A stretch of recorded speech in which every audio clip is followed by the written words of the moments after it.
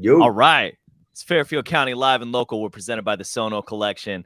I'm hanging out with my man Pete Francis and our special surprise guest, J Swag General, John Shake himself. But we are here to talk about not one but two EPs coming from Pete Francis, one of which is out right now, the other of which will be released tomorrow. Pete, you were my first ever guest on the show, and it feels good to have you back, man. How you been? John, thank you. I love being on your show. Very welcoming. Been well, and really excited to release this new music. These songs have been kind of in the works for like 5 years. So I also call it the Slamdemic, not just the pandemic, the Slamdemic. Right. So, within that, I kind of felt like going in and working on these tunes gave me something to do every day. And so it's kind of cool to bring the songs to light. It was a lot of material. And what I decided is that I think there was something that was a little bit more kind of mellow. And that's the Humble Down EP. And then the EP called Sun Fuzz is it's sort of in the funk rock. Some of my favorite bands are Funkadelic, Jimi Hendrix, and all of the bands he had. But then also some, Tribe Called Quest and all of the beautiful rap, and working with Mr. John Shake right here, who puts on his cape and puts the J Swag General, and he flies from different neighborhoods and he's always around to help out. But in all seriousness, it was cool to collaborate with John on a track called And the World Goes On. I'm so surprised to hear that these songs have been in the works for as long as they have, because, just to give people watching just a little bit of perspective. So you have the two EPs, like you mentioned. You've got the one, which is Humble Down, which is out right now. And then, of course, the one coming out tomorrow, the more upbeat one that you just mentioned, Sun Fuzz. But now, the reason I'm surprised that these songs were written or have been in the process for the last 5 years, I look at an EP that comes out during or post 2020, but, in the aftermath of everything that just happened in the last year. I see an album called Humble Down, and I think to myself, okay, well, that's got some pandemic, influences and references in it.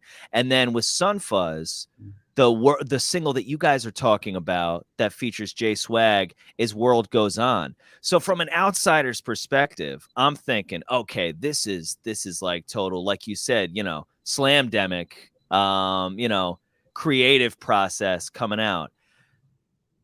But these are actually older tunes. Can you describe just the early phases of writing this music?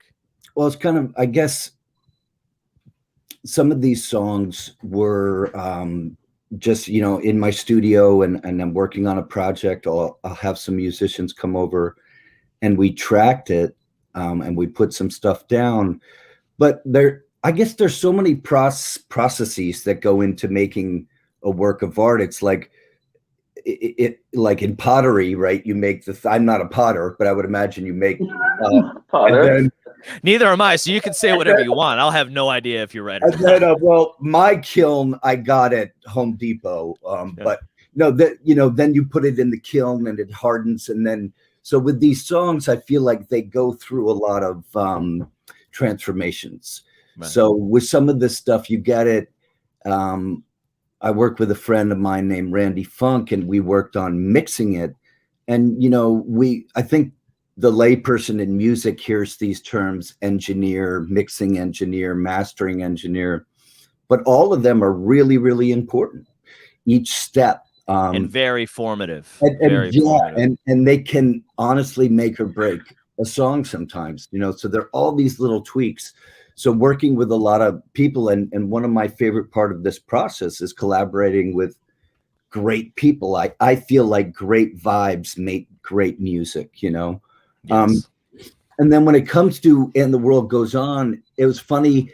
I put iPhone recordings in every day. and I had something, and the world goes on. And I think Swaggy came over and we were talking about, he's like, I kind of like that hook. And then he had some words. So there's an example of something, of an older iPhone recording. Yeah. J Swag hears. We talk about lyrics, and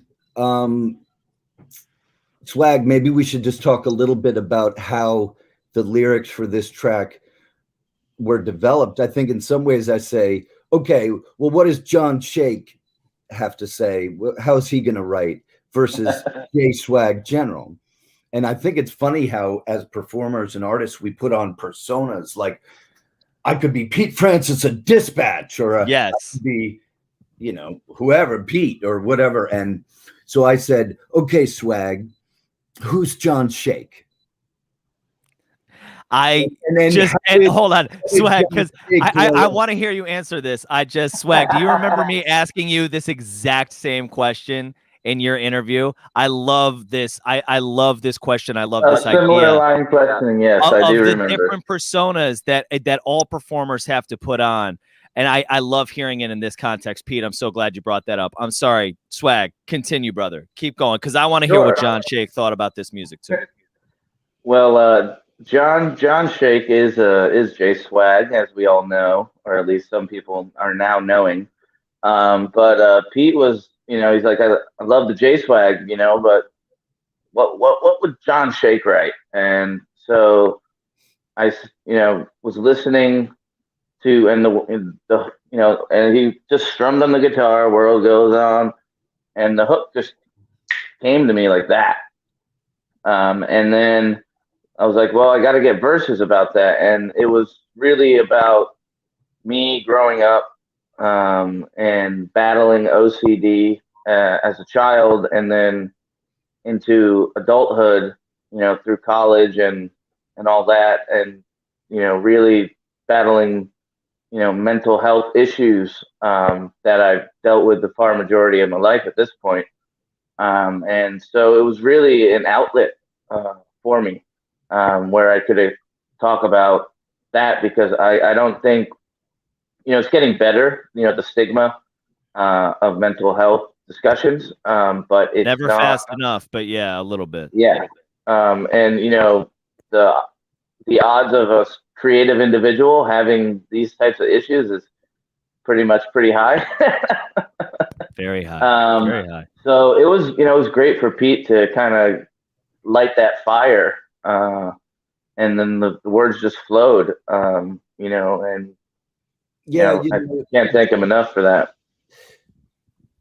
John, Kamal, yes, sir. When I got the email from John and the lyrics he wrote, they were really profound.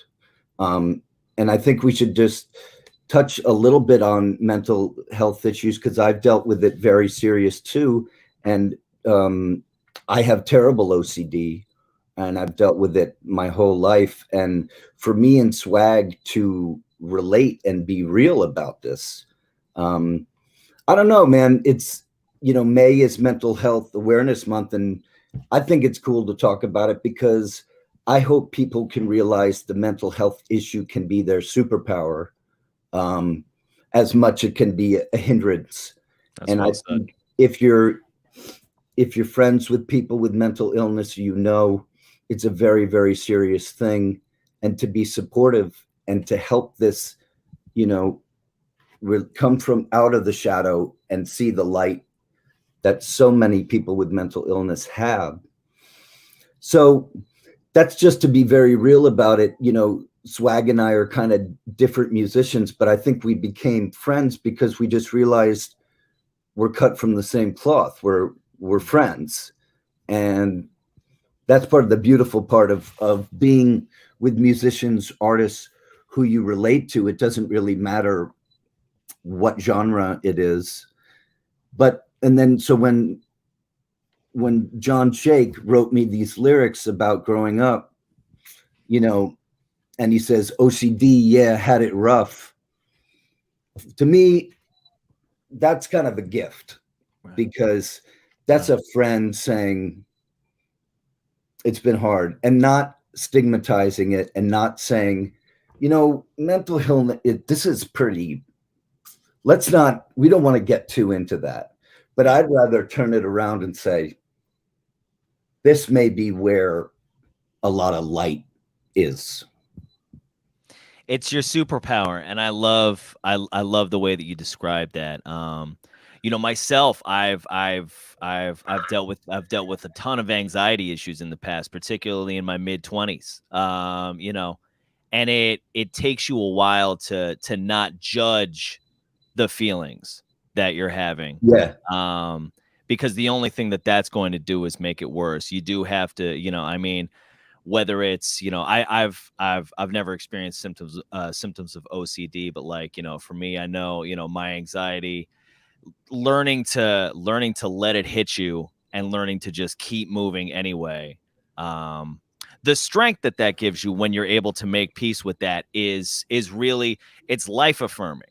And it gives you courage to go on and do the next thing in your life, because you're like, all right, well, I already dealt with that. I know how to deal with that. And that's some serious stuff. What else can I do?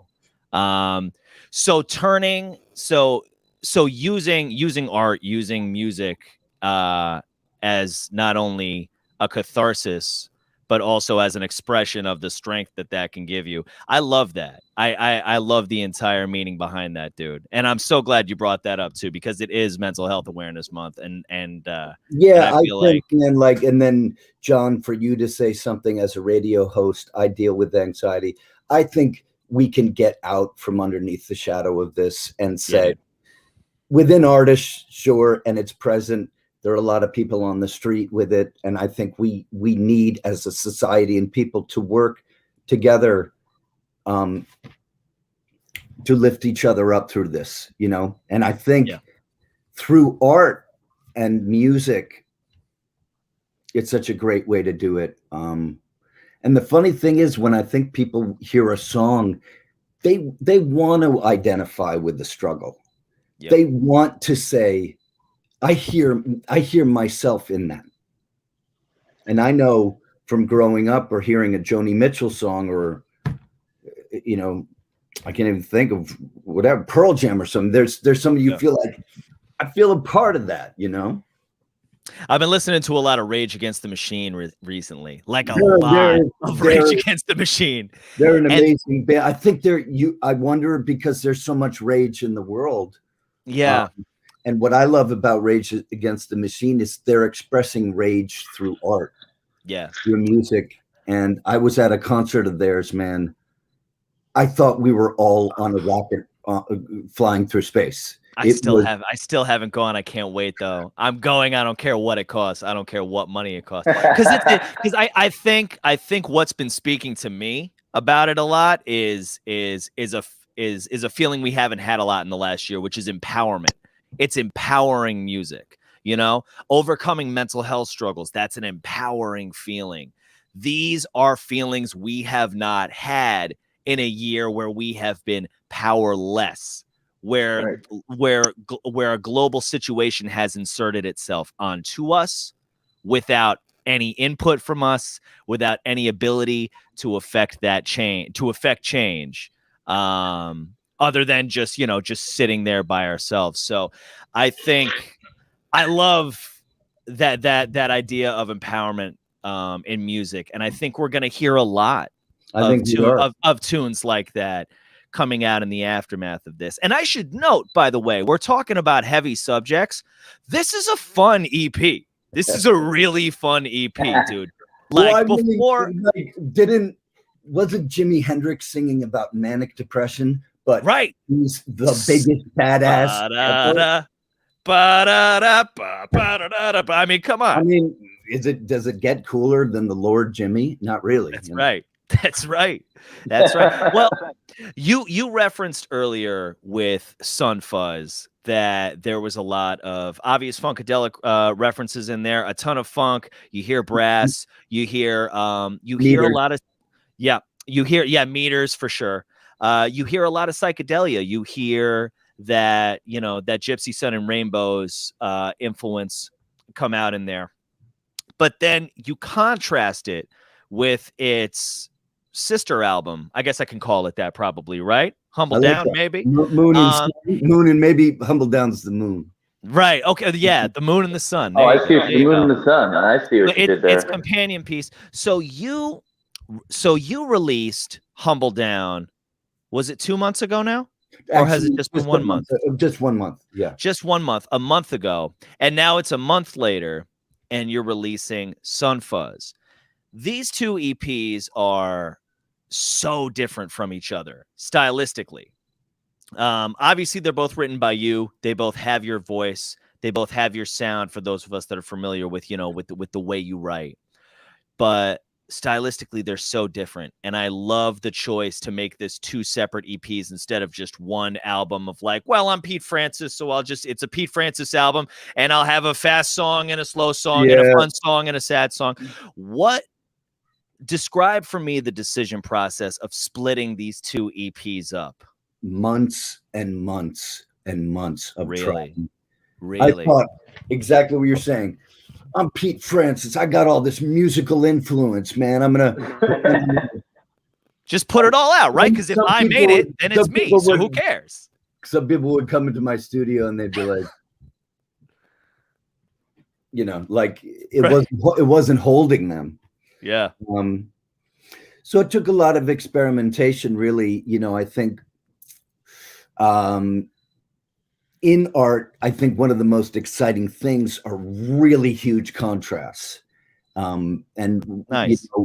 When we think about music, and you mentioned Rage, think of when Zach and it gets quiet. That's when he's at his deadliest. That's when he's at his deadliest. Yeah. Right. So there's something to learn about that. I'm teaching a songwriting class right now at Middlebury College over Zoom.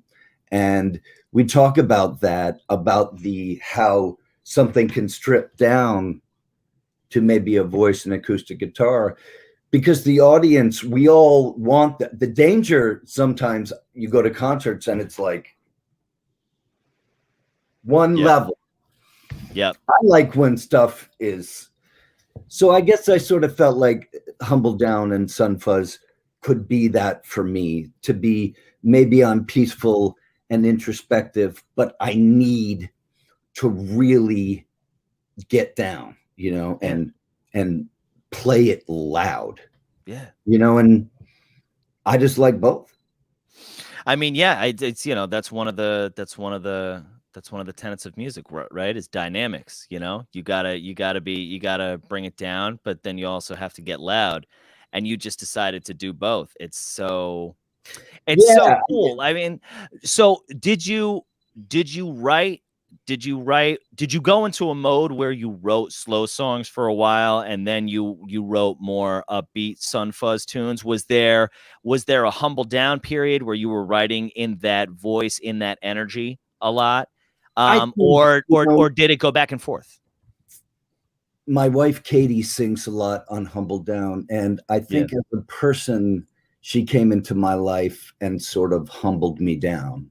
And maybe I felt like, okay, here's someone, how do I learn to love and live with someone? And I think she was like, you got to work on it. You got to. And so Humble Down is about, I think, love and how humility plays into love. I think in this society, coming out of the Trump era and of people being like forcefully telling everyone that, and this ego is bursting. And I don't know, it's like, it doesn't work that way.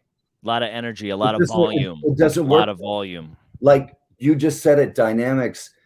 Communication to me is more interesting, and listening is more interesting than blabbing or too much blabbing. Yes.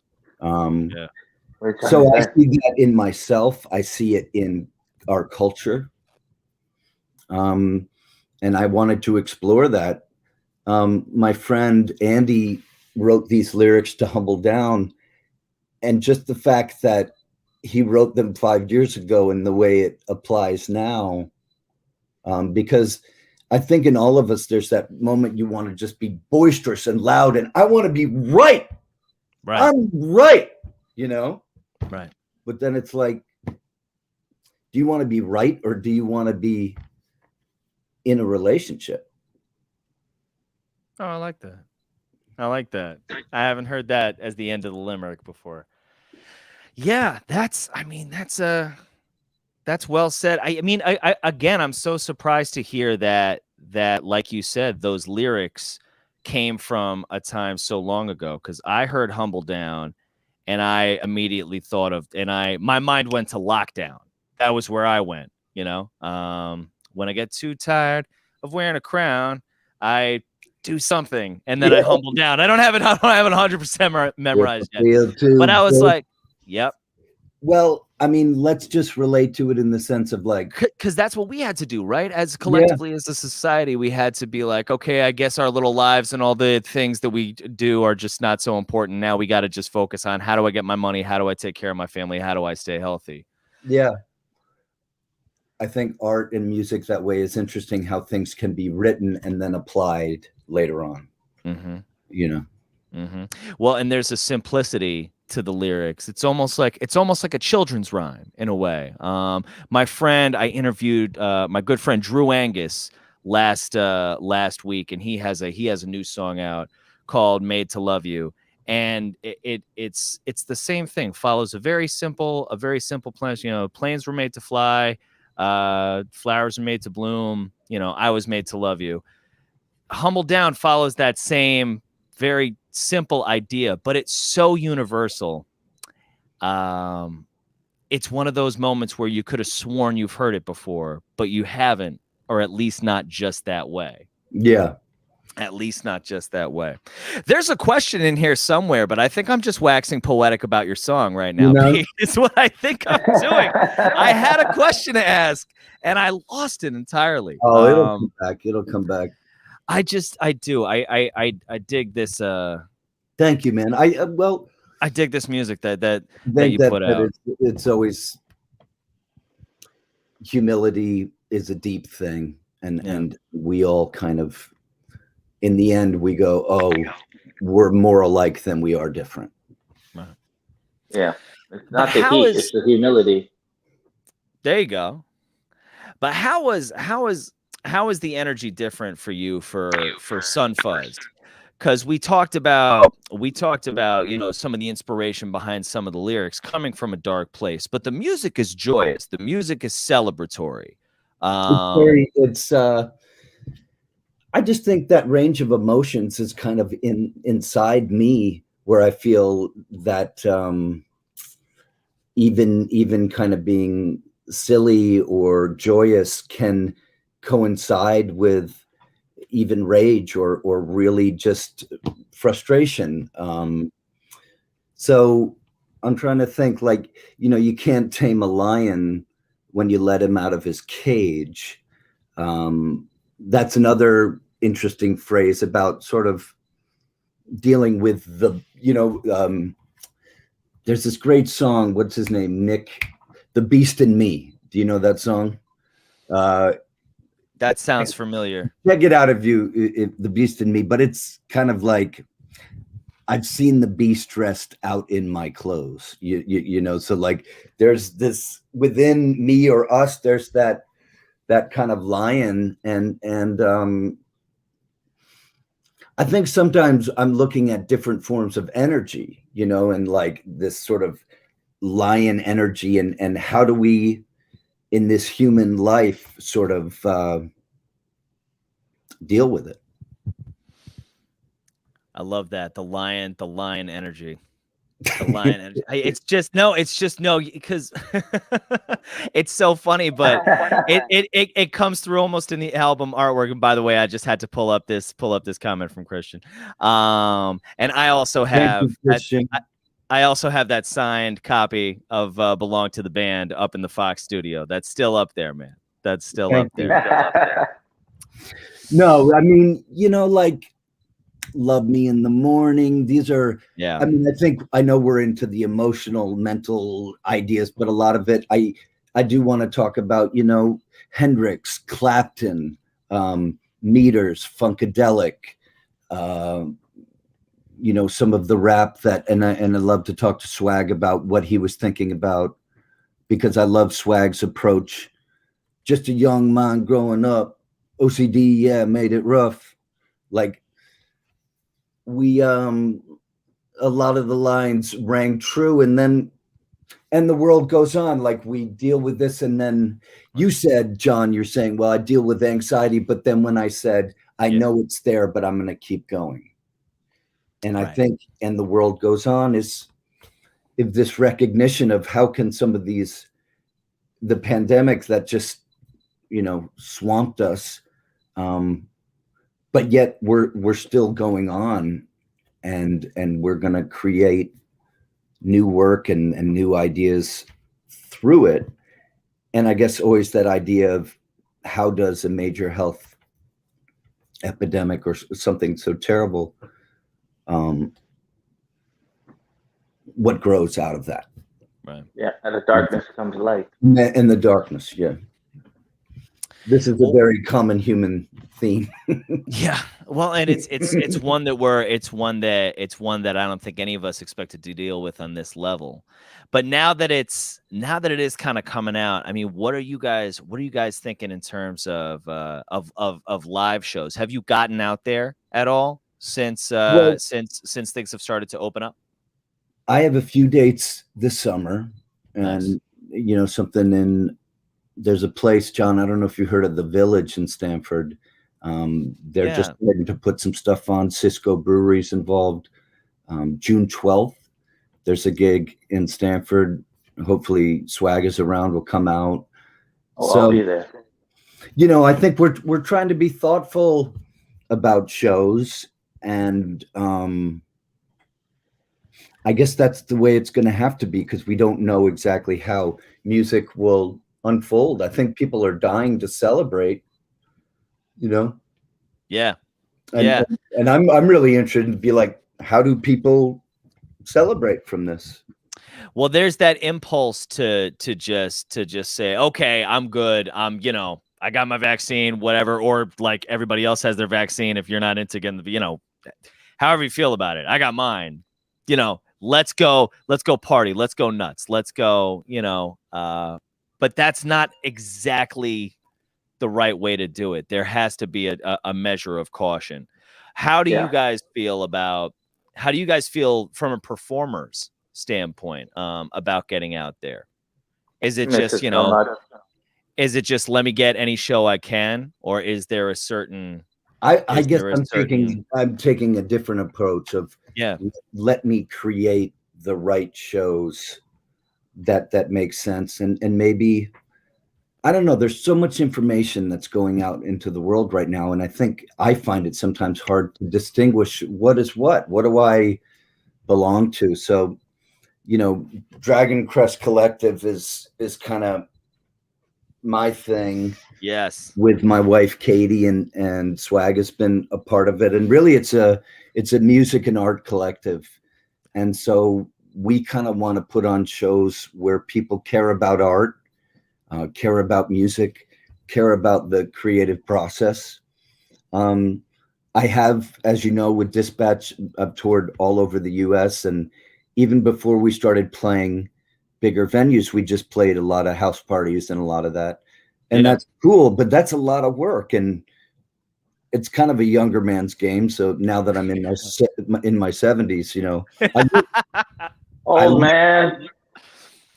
That's what you look like if you eat your vegetables, kids. If you eat your vegetables, you'll be in your 70s and you'll look like Pete Francis. I'm 73. I know. No, but it's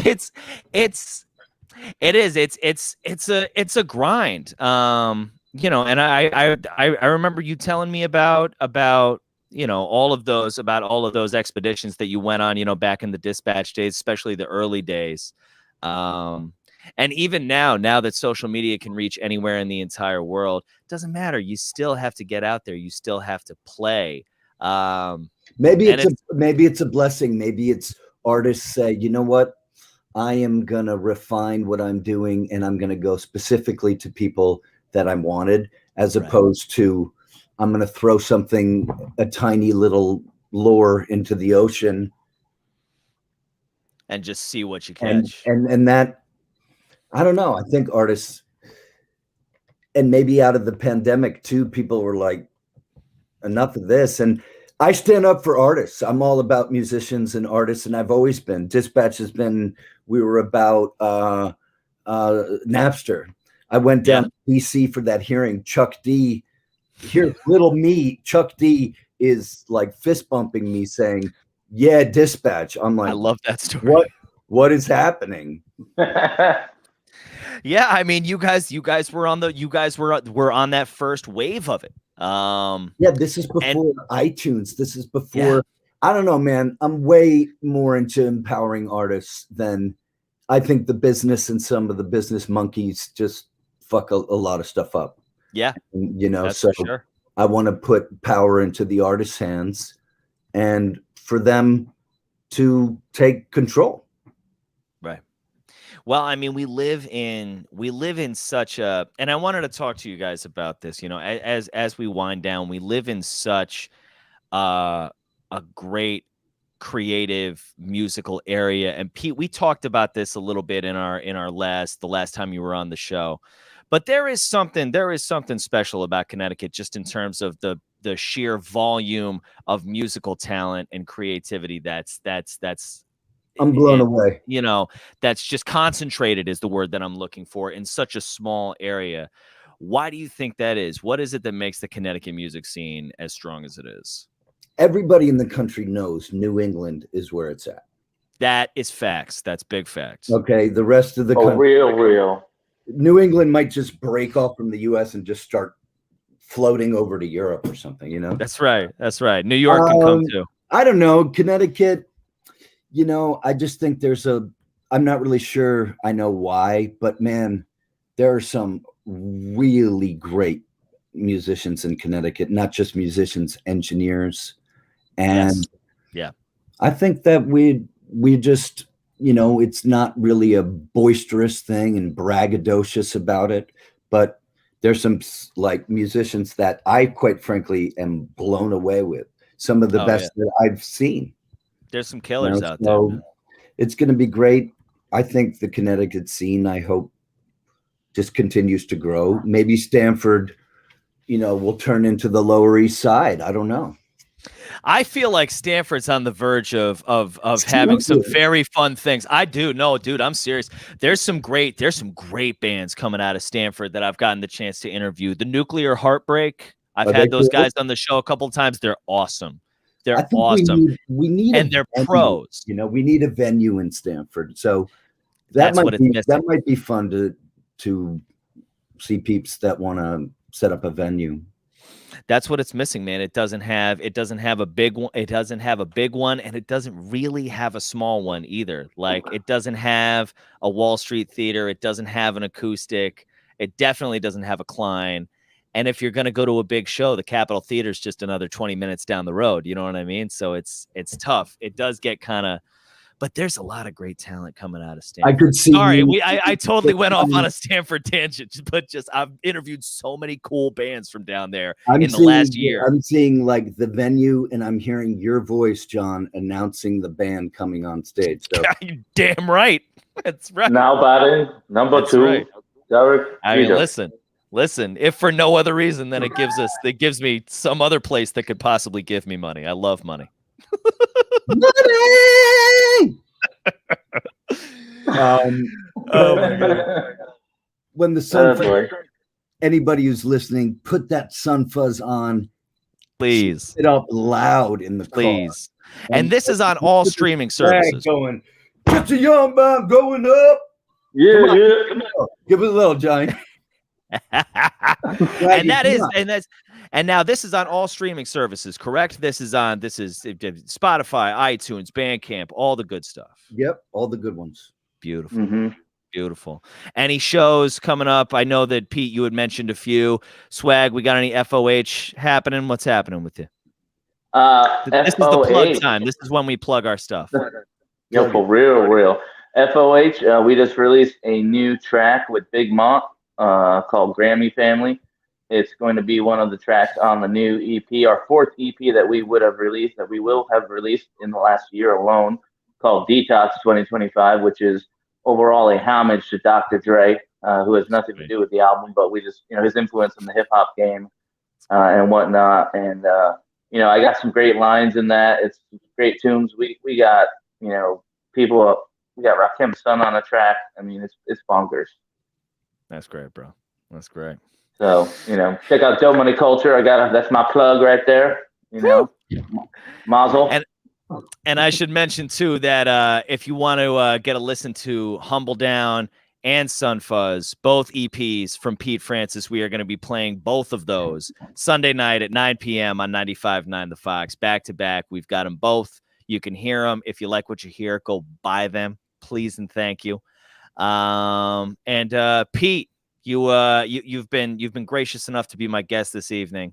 Oh, John, give us the last word. What's the last word? Well, John Kamal is the man. Ah, no, thank you, man. This is really fun. I think it's great when people talk about music, talk about art, talking about people coming together. This is the medicine that our world needs now. We need music. We need dancing. We need compassion. And we need love. Capital L, capital O, capital V, capital E. Love. That's the word right there. It's Fairfield County Live and Local. We're presented by the Sono Collection. J Swag General, Pete Francis. Thank you, fellas. Stick around after I take us off the live. But for those of you watching at home, 95.9 The Fox this Sunday, Sun Fuzz and Humble Down back to back. We'll see you